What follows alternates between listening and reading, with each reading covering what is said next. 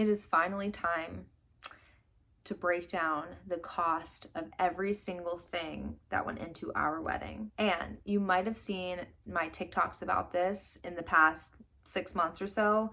This is the actual updated total because my husband watched my budget breakdown from like November and he was like, well, actually this was this much, this was this much. So I've made little tweaks here and there and I'm sharing the updated total, which is not that much different, but it's higher than I thought. Get your drink, get your snack. This is going to be a long one, but I think it's going to be interesting. Luckily, I am such a psycho about numbers that I have our original wedding planning spreadsheet. So I'm going to break down everything in really like 3 categories, I guess. We have venues, and I say venues plural because we had our welcome dinner and our actual wedding. The people, so our actual people, human vendors that showed up and participated and made the day happen, and then the things like rings, cake, dress, etc. Hi, future me here. Something I'm not going to get into in this video is our pre-wedding trip to Lake Tahoe. That could be a whole separate video, but ultimately there's so much actual wedding content to go over that I just decided to omit it. Just know that our round trip flights were $1,000 and we paid for all of our hotels with points. If there's one thing you take away from this video, it should be to pay for your wedding on a credit card and use the points for travel. Just pay it off right away and you'll be fine. For context, we had our wedding on June 19th, 2023. We ended up having 24 guests, I believe, 2 of which were children, not including us. So we had a microwedding in Northern California in the Sonoma Valley at Beltane Ranch. It was absolutely gorgeous. If you follow me on TikTok, you know I cannot in good faith recommend that you get married at Beltane Ranch. Because we had just a horrible experience with them leading up to the actual day. The day was fine, thank goodness. It's just we had a terrible planning experience with them. So because we live in Delaware, my family lives in Pennsylvania, his family lives in Texas, our friends live in New York, LA, Pacific Northwest, kind of all around, we knew that mostly everyone was going to have to fly to come see us get married. So we thought, okay, they could either fly to Delaware, which is like fine. There are some pretty parts of Delaware, or we could kind of make it a trip for everyone, like somewhere really desirable and nice. And that's how we landed on Northern California. Another reason we picked Sonoma is that Jason and I both worked at the Summer Repertory Theater in Sonoma, or in Santa Rosa really, but 7 years apart. And we both just absolutely fell in love with that part of the country. It's just another one of those kind of like invisible string moments that we had when we first met and we realized we had worked at the same theater years apart. For the most part, we did not use local vendors. Actually, aside from our cake, no one was local. The reasoning for that is my husband is a wedding photographer and he has a lot of connections in the industry. He is on the picky side and I made connections through TikTok that helped us kind of round out our list of vendors. So the prices that you're seeing are what we paid for a 2023 wedding. We locked into a good amount of this in 2022. So I would not necessarily use what I'm about to say as a basis for your own wedding planning. I would count on these prices being about 2/3 of what they probably would be if you book them now, maybe even less. For example, I know that our venue has since doubled their prices, and some of our vendors, I will be totally honest, I think are undercharging, and I hope they raise their prices. So first, let's get into the venues. I'm going to start with the welcome dinner and then share everything about our wedding venue.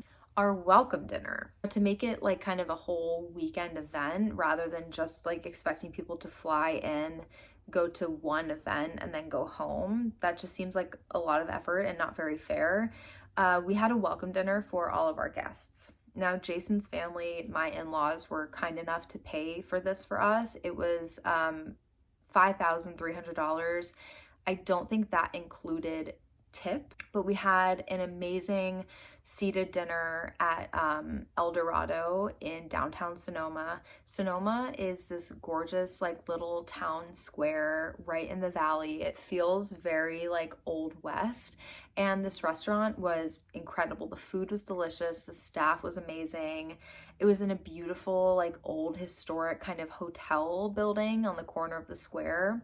I really couldn't recommend it enough. So let's get started with the venue itself. We knew that we wanted to have a somewhat all-inclusive venue because I'll be totally honest, I did not want to have to coordinate a lot of things. I didn't want to have to coordinate renting tables and chairs, bringing a caterer on site, just everything that goes into having like a skeleton venue where you truly just book the space, like the ground and the building and nothing else. So we booked the intimate event package at our venue, which was at the time of booking 16 to 50 guests between the months of April and November, Monday through Thursday. When you have a micro wedding, odds are you will not be able to pick a weekend day because they save their weekends for their big money makers, and micro weddings are not money makers for venues. So our package included ceremony, cocktail, reception venue for the evening from 4 to 10, exclusive use of the bed and breakfast, which is where my family stayed. The accommodations for us in the couple's cottage, it included tables, chairs, uplighting, parking, bathrooms, etc. So that for us was $8,000. That's essentially like renting the space and the physical things that come with it. We ended up booking a family style dinner. Now, originally our price was $95 a head, but as you know, maybe you don't, if you like to be caught up, you can check out my TikTok. We had a lot of drama with them raising the price without telling us, and they kept our signature on the contract. But that, I will say, is about an average price for this region for having like nice food.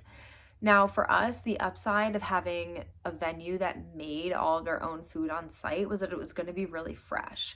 I really don't like the idea of a caterer making their food in a kitchen and then like driving it in a truck to our event and then putting it on warming plates. So it was really important to us that we go somewhere that like makes it really fresh and is known for their food. So Beltane Ranch does pride themselves on being farm to table. We also added on past appetizers. I think we had 3 past apps, a veggie station, and we had a dessert bar as well. So we did buy our own wedding cake, but we ended up also asking for like mini desserts that people could just like, you know, have a few little pieces of things here and there. The other thing that was included in kind of that $16,000 was having bartenders and staff to serve the food. They require you to purchase 1 case of their wine per 20 guests, but they let us buy 1 case and then extra bottles if we needed them because we only had 24 adults. So all of that ended up being about $16,000. Again, that includes like our tables and chairs for both the ceremony and the reception, also cocktail hour. That included all of the labor. All in all, for getting married in Northern California, that was an incredible deal. Again, they have since doubled their price, so you won't be able to have a micro wedding there for less than about $30,000, not including, you know, like your cake and things like that. All right, let's talk vendors, the actual people that we hired to be there for the day. I will say, like, something to consider when you're picking a vendor is how they make you feel and kind of their vibe and their energy. We chose all very calming vendors for sure. Our florals were just under $3,000, which includes the cost of flying our florist out from Philadelphia. Our florist, Emily Lawley, who owns Birdseed Florals, is my husband's friend from the wedding industry. They book a lot of weddings through each other out here in like the greater Philadelphia area. They work together a lot. She actually did the florals for the wedding that he and I photographed in Italy last summer. And we just knew no one could do it but Emily. Like, she executed so flawlessly. We told her we really wanted it to look like she had just gone out to the garden and picked flowers and, you know, put them on the table for us. And that's exactly what it looked like. Not only that, but that's kind of how she works. So she is someone who only works with what is seasonal and local. She also is very conscious about being able to compost or recycle anything that she uses. Luckily, Beltane does have composting right on site, so she was able to just kind of like put the flowers in compost after the wedding, at least those that we didn't send off to get preserved, which I'll get into. If you know, you know. Our final quote from her was about $2,700, not including tip. I don't want you to think that you can get her to do your florals for that cost, because she did definitely cut us a deal as her friends, and we're very grateful for that. But she is worth every single penny. She can really do it all, and she's so creative. Makeup. Our makeup artist was someone that I knew it either had to be her or no one. Her name is also Emily, Emily DeMont. She knew my husband from Philadelphia when she lived there. They worked together on a photo shoot, and I met her on the set that day in the studio. And after like following her work on social media, I knew that she had to be my makeup artist or I wasn't gonna have one. She lives in LA right now, but we again flew her up for the day because my makeup was important. Like, I knew I wanted to feel like myself, and she really specializes in natural, like barely there, just enhances your own features makeup. I knew that I did not want to feel makeup on my skin. I didn't want foundation painted on me because that's not who I am. And she like couldn't have done a better job. So I paid $900 total, but that included my trial, which was the welcome dinner, my day of makeup, my officiant's makeup, and my mom's makeup. So I paid for all of it, just as kind of like a gift to everyone. Because speaking of, our officiant, who's one of my best friends, was free. They were a guest at our wedding, as was their boyfriend. So I paid for their makeup just to, you know, just as a thank you for officiating our wedding. Our month of coordinator, Sean Gray. I would have died without him. I think if he told me that he now charges $1 million, I would say charge $2 million. Because of all the drama we had with our venue, especially, he just like stepped up to the plate in a way that I like can't even describe to you. Completely invaluable. I believe we paid about $3,700 for him, which included his travel fee. I think he could charge 10 times that and it would still be worth every penny, to be totally honest. And again, this is just what we paid at the time when we booked him. Our photographer, speaking of people who are undercharging, we ended up paying about $5,000 to him. I don't remember if that's including tip. That does include his travel fee. We flew him down from Portland, Oregon. His name is Caleb Gaskins. My husband has been following him on Instagram for a long time. If anyone like, you know, shoots similarly to my husband or kind of emulates the same vibe, it's Caleb. Because my husband is a wedding photographer, I let him have the reins for picking this vendor in particular, and I'm so glad that we ended up going with Caleb. We actually first booked someone else, and then when Roe v. Wade was overturned, we saw them like on their business page celebrating the fact that it was overturned, and so we fired them. You gotta vote with your dollars, that's all I'm saying. But everything happens and works out for a reason, and Caleb was integral to our day, 1000%. Now let's talk about the things, like not necessarily related to people, but things like the cake, my dress, etc. All right, my dress and veil. My dress and veil, to buy them off the rack from Beholden, was about $1,000 total. So my mom bought my dress and my veil for me, and then I paid for all the alterations, which ended up being about $600. Like it was a little more than half the cost of the dress itself. I did not like my dress, but my dress didn't really matter to me, if that makes sense. I have never been one to like dream about the day that I was getting married, and like I didn't want the whole kind of like princess experience necessarily. So I went to Beholden with my mom and I bought, I think, the third dress I tried on, and it was the simplest dress that I could find. I really just like wanted the process of buying a wedding dress to be like done over with as fast as possible. I do wish I had given myself a little more time to try on some more creative options. I wish I had tried on maybe like a suit or a jumpsuit, or, you know, even just like different silhouettes of dresses, because after all the alterations, the dress never fit me right. I know $900 for a dress is a ton of money, but for a wedding dress, it's really inexpensive, and I just felt like you could tell. I wish I had either given myself more time to shop or just gotten something custom, to be honest. Undergarments for my dress were $50. I just got like the Skims, like high-waisted ones that had the low back. Unfortunately, like that was literally the only one I could find that fit underneath my dress, and it is what it is. I was neutral about how I looked, to be totally honest. My shoes were $50 from Nordstrom. We ended up paying in total about $1,500 for our wedding rings. Jason's suit, he got custom from Suit Supply. It was $1,100. I think in hindsight, it was not custom enough for him.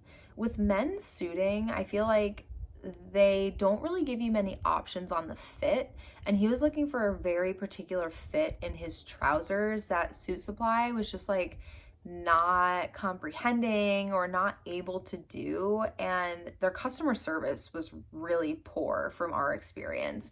It actually took, I hate to admit this, but it actually took me writing a bad Google review on the store we went to for them to respond to our emails and phone calls in order for him to just get his suit altered. It was bad, but he looked amazing.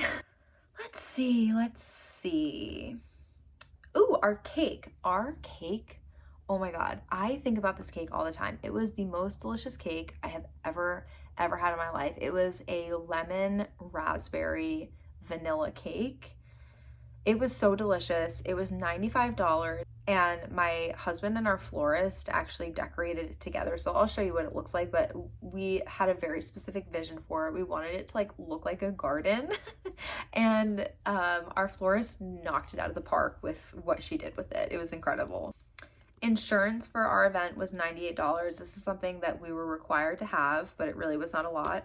Our marriage license was $82. That does not include any physical copies. So I believe in the state of California, where we actually filed, you don't automatically get physical copies for free. In some states you do.